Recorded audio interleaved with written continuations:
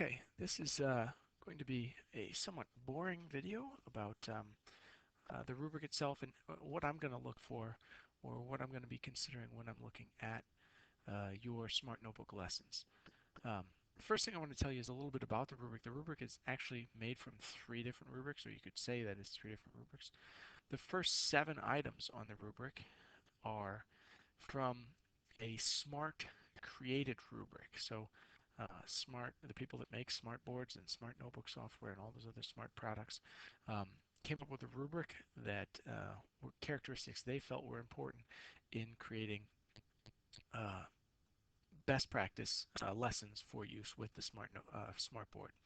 So these are their considerations, and we'll talk a little bit about what I'll look for from their considerations. The next 2 items, 8 and 9 there, are specific things that I'm going to look for from your presentations, the lessons that you create.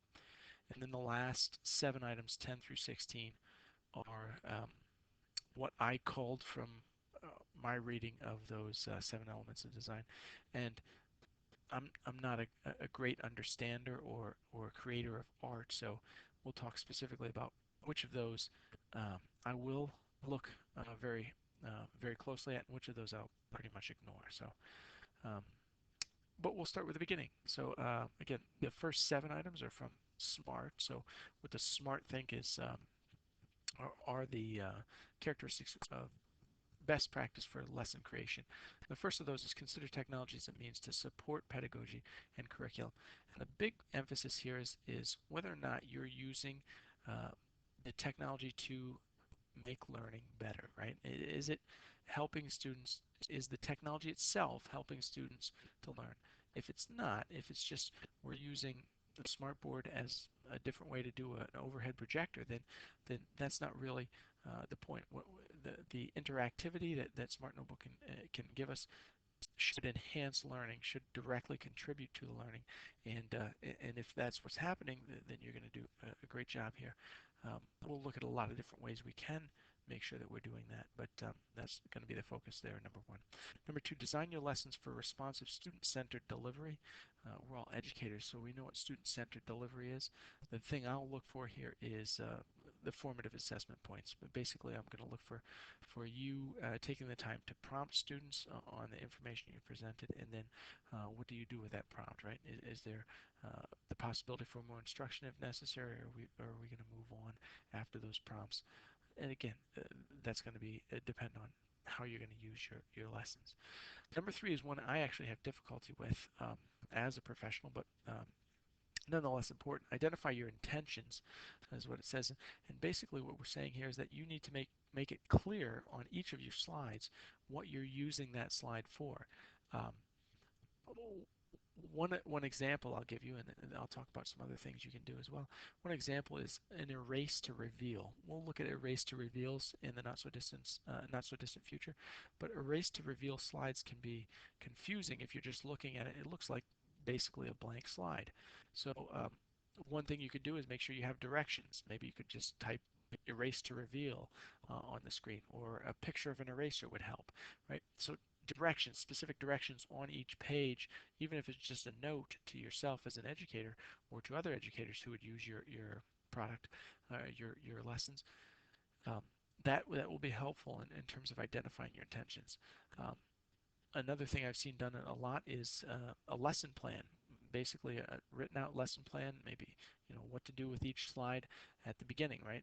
Before your title slide. That's another possibility. So identifying your intentions is important.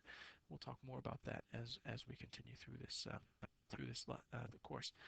Consider your message design. Number four here and the last 7 items on the rubric kind of overlap each other, well, a lot, but um, you need to make sure that your lesson is one that students want to look at. If they're not going to want to look at it, they're not going to learn from it. So that's the basic thought there. Number five, know where to find and incorporate the best resources.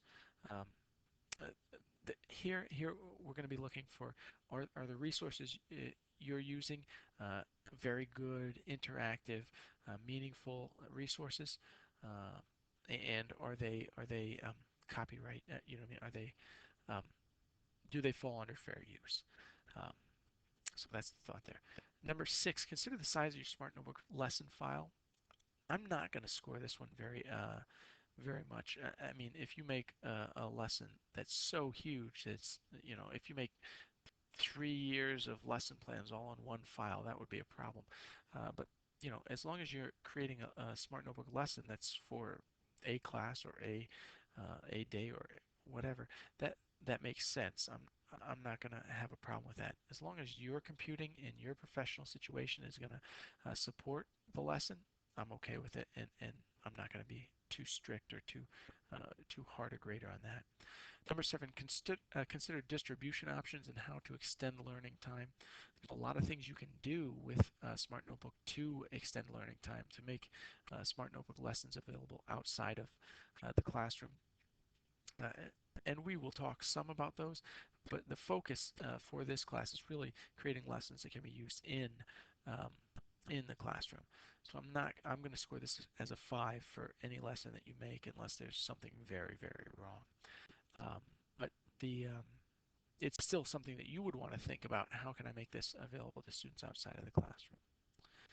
The next two again are my criteria, the things specific things I'll want in a specific lesson. And number 8, notebook slides function successfully. That's going to be important. If you're making multimedia elements that go in your lesson, you need to make sure that those multimedia elements work and work the way that they should be working, the way that you intend them to. Lesson include at least 2 interactive gallery items used in meaningful fashion.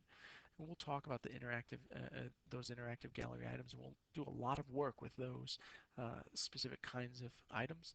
But not only do you need to create those and use those, but you also need to make sure that you're using them in a meaningful way. So that's what we're looking for there. And again, the next 7 are design principles. And as I said, not an art guy. So I'll tell you pretty much right off. Number 10 there, lesson slide demonstrate use of design balance. Uh, I understand balance, but it's not something that I'm an expert on, and I'm not going to grade that very hard. So probably a 3 there. Lesson slides demonstrate use of design unity. I get this a little bit more than some of the other concepts. A teacher told me once, and it's kind of stuck with me. Say you're doing a lesson on Valentine's Day. Well, instead of just using normal round bullet points, why wouldn't you use hearts as your bullet points? That would kind of bring unity to that design um, as you move throughout. So uh, again, that's just an example of the kind of thing I'll look for in terms of unity, making sure that your different the elements in your design fit. Lesson slides demonstrate the use of design movement. Again, I get movement, but I'm not an expert on it. I'm not going to grade it. It'll probably be a 3. Slides demonstrate use of design repetition. This one, what I'm going to look for most is repetition between slides. Obviously, not obviously, but I will look for repetition within each of your slides, but I'm going to be looking for design repetition uh, uh, for your lesson on a whole. So from slide to slide, are you doing things to make sure that there's repetition of your design elements? One of the things that's an example of not using design repetition is something you've probably seen students do. Students like to use a different PowerPoint design scheme on each of their slides in a PowerPoint presentation, and that's an example of not using design repetition. So some things to think about. 14 is slide lessons demonstrate the use of design contrast. And again, I get contrast, but I'm not an expert and won't grade it difficultly, probably a 3. 15, lesson slides demonstrate use of design white space, and this is something that's important. And you've sat in a presentation at some point in your life where the presenter just jammed the whole slide full of stuff and you couldn't stand looking at it. And it wasn't just that there was too much text or too many pictures, it was just everything. It was all full. And your brain needs a place to go and look and rest. And that's why white space is important. So we'll look for white space, and we'll talk a little bit, well, not much more than this about white space, but it's important to make sure you seek white space in your design. The last one, lesson slides demonstrate the use of design simplicity. Um, you don't want to try and use all the tricks at once in one page or in one presentation. We all know how to use the font tool and change fonts. We don't need 8 different fonts in one presentation. Simplicity kind of supports the other concepts that I'm really going to be looking at, and that's unity, repetition, and white space. If you're keeping things simple, there's a good chance you're keeping good unity and good repetition and good white space as well. So that's the rubric in brief. I hope that that gives you a little bit better idea of what I'm looking for and the kinds of things that I'll be assessing. That's it.